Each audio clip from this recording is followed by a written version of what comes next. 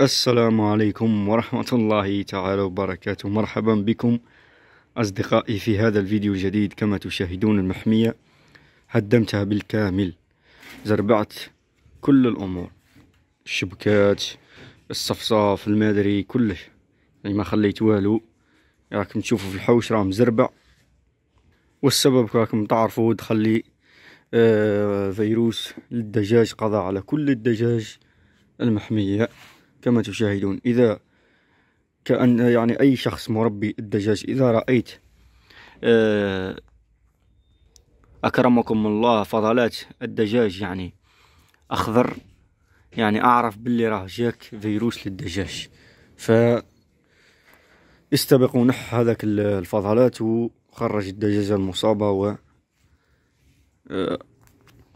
وعقم المكان جيدا، خلي الشمس تضربه. كم تشوفوا أنا راني نزربع في المحمية باه نبنيها بنية الصح. راح ندير سقف مليح وندير منه مليح وندير القرياج في الواجهة. هذا القرياج ان شاء الله راح تشوفوا معايا كيفاه راح نبنيها ان شاء الله. يعني امر اخر يعني حبيت نتطرق ليه ونوريكم الكارثة الثانية، ان الدجاجة اللي راني مكرك لها، يعني شوفوا للاسف يعني الكتكوت خرجاته عطيش في البيض، يعني عافت البيض، عرفاتو باللي مش راح يفقس. شوفوا يعني كتكوت ميت وسط البيض، هاي مطيشة بيضة ثاني، يعني والله كارثة. ما عرفتش من واش يعني عباه كي تكونوا كاع الكتاكيت شدوا كل كاش ما خرجت بضربهم البرد. راكم تعرفوا هاد الايامات برد قاسي، والله كي صبت الامطار يعني هلكت البيض، يعني اثنين لا ثالث لهم. شوف مؤسف جدا. هكذا نظفت المكان، هزيت فضلات حاشاكم تاع الدجاج، درتها فيها تشكارة، يعني شعل في النار، خليها تعرض للشمس، وندير لها الجير ونعقم المكان جيدا جيدا حتى يتعقم مليح، باه نبدا نبني في المحمية نتاعي باش الفيروس يتنح من هذا المكان كل، بالشمس والنار والجير وكلش والتنظيف. خاوتي كما تشاهدون يعني زاد الحق الديك الفيومي، سماماتي ديك شمشوم، ديك عطاس، والديك الفيومي، والديك القطني، والدجاج كله، لا حول ولا قوة إلا بالله. يعني كما تشاهدون شعل في النار مكان الفيروس كامل، شعلت فيه النار من هيه لوك تجهلب لوك تجهلب زريبة الأخرى. شوف البيت الآخر نيران مليحة، يبقى الرماد ذاك نستعملوه، وهنا يحرق قاع تقول النخلة بتشعل.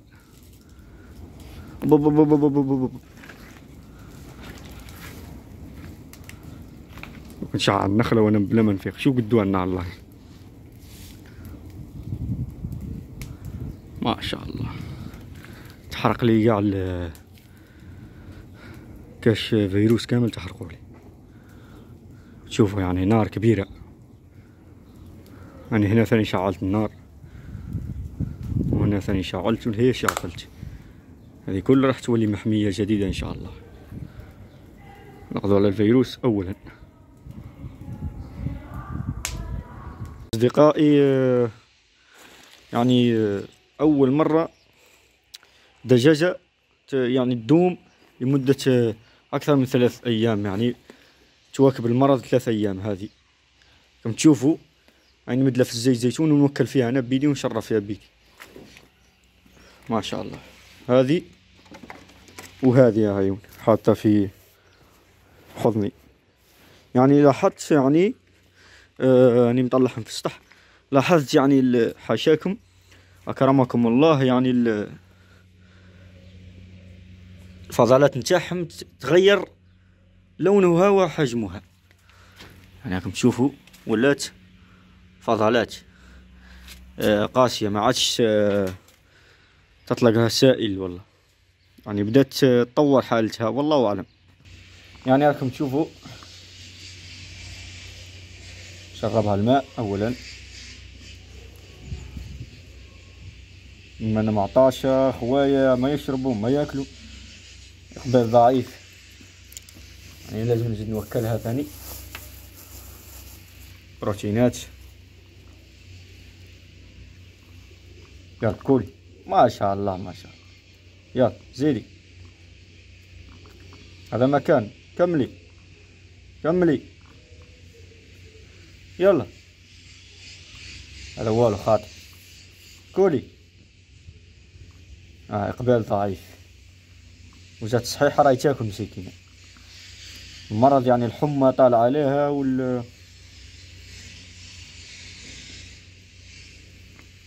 والسيف يعني يتنفسوا، صعوبة في التنفس تخليهم هكا يفقدوا الشهية. يعني هذا وش وكلت انا، هذا وكلت انا فقط. يلا كولي كولي شوي، ما شاء الله، يعني هناك تحسن لا بأس. نتمناو هذا بقاو لي غير هذو زوج، نتمنى ان شاء الله يشفاو. ما شاء الله تبارك الرحمن، مليح ممتاز. يلا يلا كملي كملي، ما بقاش، يلا ما شاء الله تبارك الرحمن، يا ربي شافيهم يا رب. فيروس بلا وخلاص جانا. يعني راكم تشوفوا يعني زيت الزيتون مع الثوم خليته لمدة 5 أيام، باش بدا يعطي مفعول ولا باس في هذه الفيومية. روح يلا خلاص ياسر عليك، روح روح. اوه اوه يعني راكم تشوفوا ما شاء الله، أنا حاطة منها في السمش إن شاء الله برك يشفاو. زيت الزيتون فقط ونعطيه في الماء والأكل. هناك اللي ها شوف بدأت تاكل وبدأت تتحرك ولا باس، هذه الفيومية يعني أحسن من هذه البيضة منقطة. هناك من تحمل المرض مثل هذا الزوج، يعني راهم أكثر من 3 أيام هما صابرين مع المرض. وكم شفتوا يعني الديك والدجاج الآخر يعني ما تحملش المرض ومات. بالك هذو بالك يلحقوهم بالك ما يلحقوهمش. أنا راح نبني لهم بيت هنا ممتاز باش يقيم من البرد، ندير لهم النيل وندير لهم كلش، ونشوفوا ان شاء الله برك يصمدوا ويتحملوا هذا المرض ويتعافوا، مع انه مرض قاتل. اواصل في عملية حرق والتخلص من الفيروس القاتل اللي يقتل كل الدجاج. هنا كذلك يعني اني خايف لها الصفصاف يعني تحرق. هنا درت سودي ثلجي، اول مصابة بالفيروس سودي سودي ثلجي، يعني اول دجاجة حطيتها هذا المكان. من بعد كي نتخلص من اشعال النيران كل نعاود ندير الجير ولا تعرض لأشعة الشمس، ثم نطلعوا المحمية ان شاء الله ونجيبوا دجاج جديد ان شاء الله. يعني هذه الدجاجة اللي راهي مكركة اصدقائي طلعت فيها عادة سيئة، ما فهمتش يعني اسكو اول مرة تكرك والله ما فهمتش. تكسر البيض اصدقائي، تكسر البيض وطيشه. المهم الحمد لله على سلامة راسها، خلاص ما تصابتش بالفيروس. والفيروس كل ما اطالت الايام كل ما هو يضعف الفيروس، لذلك ان شاء الله بحول الله ان شاء الله يا ربي ما يتصابش ليا بالفيروس. يعني الوحيدة فقط الدجاجة الوحيدة اللي سلمت من الفيروس هي اللي كانت مكركة وحطيتها هنا. يعني كل القطيع انصاب بالفيروس وماتوا. وكان زوج راهم فوق السطح، وكان سودي راهي من هي في دار عمي من هي. تعقيم وحرق أماكن تربية اللي ربيت فيهم الدجاج، يعني اللي موش عارف يكون لونه هكذا، يعني اخضر. البزاق اللي خرجوه، الفضلات اللي تخرجها يعني تكون باللون الاخضر.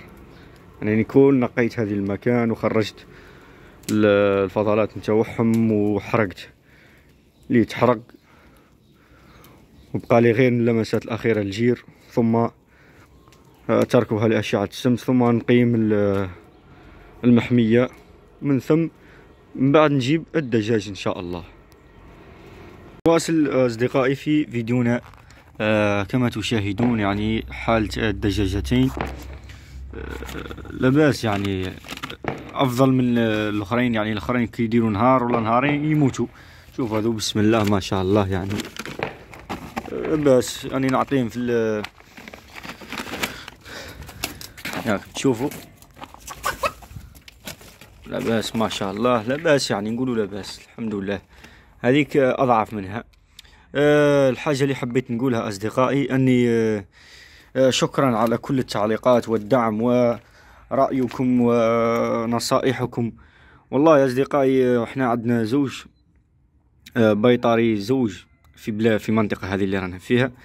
البيطري اللي نروح له والتعليق اللي نشوفه وينصحوني به أخت أو أخ، نروح البيطري نقول له هذه النوعية من الدواء، يقول لي والو ما عنديش، عندي اللي كيفها.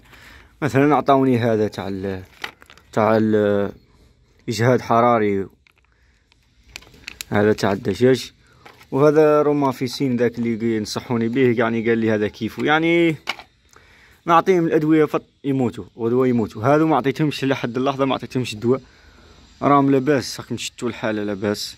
نعطيهم غير زيت زيتون، حاجه طبيعيه، والثوم، يعني راكم تشوفوا في النتيجه ما شاء الله.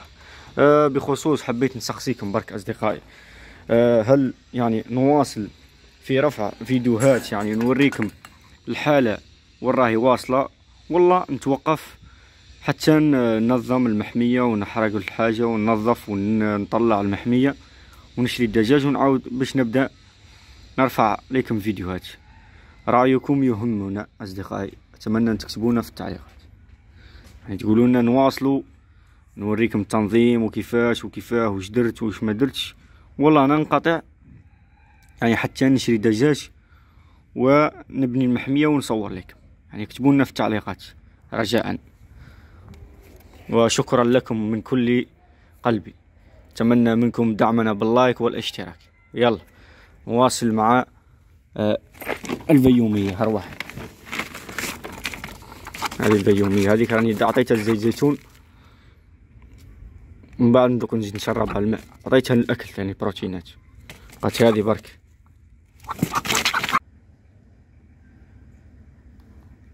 يلا اشرب الزيت زيتون. هذه راهي متحسنة أفضل من الدجاجة الأخرى، يعني ممتاز. وأني وضعت المسحوق هذا في تاع الإجهاد الحراري للدجاج ضيق التنفس. يلا نعطوها كمية من هذا.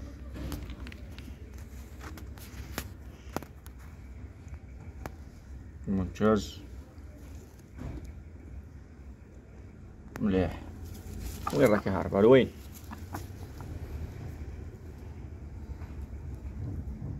يعني بعض اخ من الاخوه قال لي ما مش ياكلوا، لعل راهم هناك. شوفوا يعني الفم الداخل يعني ما كان والو، يعني ما كان حتى ميكروبات او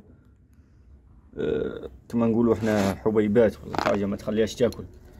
غير الداخل ضيق التنفس، الرئتين يعني يكونوا فيهم حاجه ما تخليهمش يتنفسوا مليح، لذلك ترفع درجه الحراره، لذلك تولي تقل الشهيه نتاعها.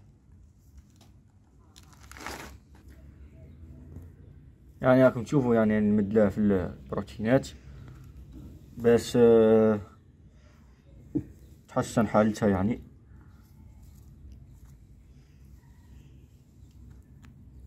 مليح كول. يلا ممتاز. يلا عندك تاكلي كردة. يلا مليح، ممتاز، جيد، هذا اللي حاب. كملي، تحبس، ايوه ممتاز. يلا يلا ممتاز. على بها قلت لكم هذه افضل من الاخرى، هاي متحسن عليها لانها تاكل، ولي تاكل يعني لاباس، ممكن تطمع فيها انها تعيش وتشفى. يلا كولي، ممتاز.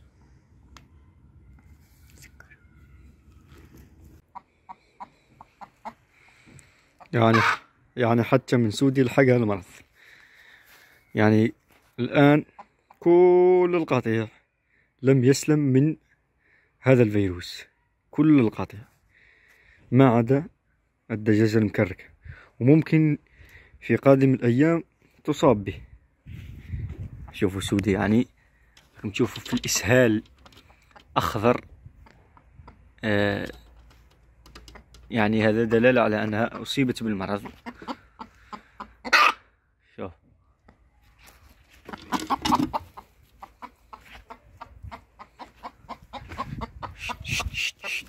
شوف، رغم أنها نشطة وحركة فيها وعندها الحركة، إلا أنها مصابة بالفيروس. بالك راح نطلعها مع الدجاجات الاثنين ذوك اللي مصابين فيومي، ونعالجها، نقدم لها زيت زيتون وغيرها من الأمور. ها سودي، الله الفيروس ما خلى فينا والو سودي، هردنا هلكنا، قدر الله وما شاء فعل، لعلها فيها خير. إيه الايام كنت تاكلي من ايدي، هم يشفوا عليك الجمهور اللي راه يشاهد فينا، اصدقائي سودي نحط له ايدي فقط تجي تاكل، تجي تجري لي. سبحان الله مغير الاحوال.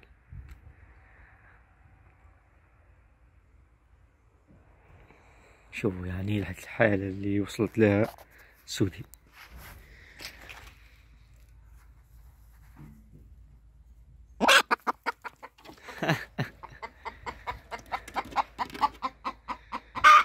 والله مقاومة مسكينة المرض. راح نقدم لها العلاج بربي ان شاء الله، نديها للدار البيت، نطلعها الفوق، مادامها راهي مصابة مثلها مثل بقية الدجاج، يعني ما فيهش مانع، يعني نهزها من هنا ونديها من هنا.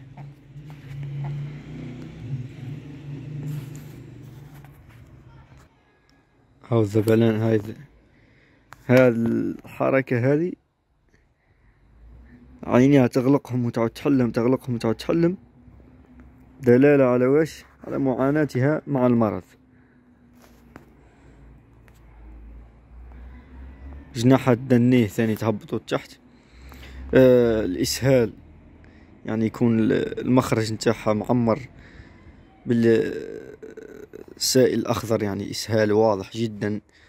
على هذا علامات تبين لك باللي راه مصابة بهذا الفيروس. راكم تشوفوا في الإسهال، حاشاكم عافاكم الله أكرمكم الله، يعني هذا دلالة على معاناة سودة من هذا المرض الفتاك الذي قتل لي كل الدجاج، ما خلى والو، عطاش، شمشوم، ثلجي، بريبش، أم رقيبة، البنية،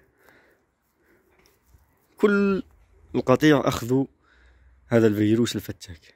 يعني مصيبة ابتلانا بها الله ونحن راضين على قدر الله سبحانه وتعالى. التجربة إن شاء الله تأخذوا منها العبر، ما يوقعش فيها حتى شخص. أنا وش هي الغلطة نتاعي؟ أني ثلجي حطيتها مباشرة مع الدجاج، وهذا لي شوف الماء مش طايقة تشرب، تفقد الشهية، تفقد شوف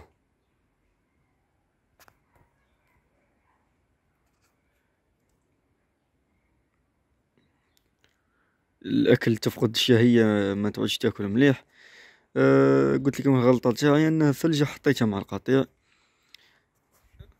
هلكتهم بالكامل، نقلت لي العدوى لكل يعني حتى اللي ما قربتش ليه عن طريق الرائحة فقط أو عن طريقي أنا راحوا كل القطيع.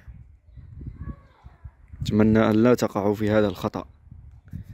ديما تشري دجاجة ما تحطاش يعني تقول مثلا هنا القطيع محاطه هنا وانت تروح تفصلها ثم، لا، ممكن عن طريق من هنا يجي الريح الهوائي ينقل لك العدوى لهذا المكان. لذلك ماذا تفعل؟